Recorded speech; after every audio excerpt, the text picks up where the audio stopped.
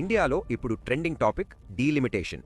Delimitation అంటే parliament and assembly కాన్స్టిట్యుయెన్సీస్ని population ఆధారంగా మళ్ళీ అరేంజ్ చేయడం. అంటే ఎక్కడ జనాభా ఎక్కువ ఉంటే అక్కడ ఎక్కువ సీట్స్ అంటే ఎంపీస్ ఎమ్మెల్యేస్ ఇవ్వడం. ఇప్పటి వరకు సిచ్యువేషన్ ఎలా ఉందంటే 1971 సెన్సస్ ఆధారంగా సీట్స్ ఫిక్స్ చేశారు. అంటే నార్త్ దగ్గర 300కి దగ్గరగా సీట్స్ ఉన్నాయి, సౌత్ దగ్గర 130 to 140 సీట్స్ మాత్రమే ఉన్నాయి. అంటే ముందే నార్త్కి ఎక్కువ పవర్ ఉంది, కానీ స్టిల్ సౌత్కి డీసెంట్ షేర్ ఉంది. మళ్ళీ 1976 నుంచి ఫ్రీజ్ చేశారు, ఎందుకంటే పాపులేషన్ కంట్రోల్ చేయాలి అనుకున్నారు. So south India states Tamil Nadu, Kerala, Andhra Pradesh family planning బాగా ఫాలో అయ్యాయి. కానీ north states Uttar Pradesh, Bihar population చాలా పెరిగింది. ఇక్కడే ప్రాబ్లం స్టార్ట్ అవుతోంది.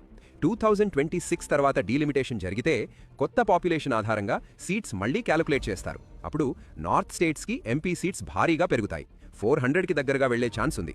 అండ్ సౌత్ స్టేట్స్కి రిలేటివ్ షేర్ తగ్గుతుంది, 130 దగ్గరే ఉండిపోవచ్చు. అంటే ప్రాక్టికల్గా ఏంటి, పార్లమెంట్లో ఎవరి సీట్స్ ఎక్కువ ఉంటే వాళ్ళ డిసిషన్స్ డామినేట్ అవుతాయి. సో నార్త్ ఇన్ఫ్లుయెన్స్ పెరుగుతుంది, సౌత్ వాయిస్ కొంచెం తగ్గే ఛాన్స్ ఉంటుంది. అందుకే సౌత్ లీడర్స్ రియాక్ట్ అవుతున్నారు. మేము పాపులేషన్ కంట్రోల్ చేశాం, ఇప్పుడు సీట్స్ తగ్గిస్తే అది పనిష్మెంట్ లాంటిదే అని.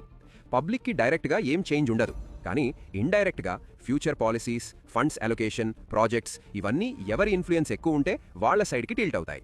యూస్ఫుల్ అయితే మన పేజ్ని ఫాలో చేయండి.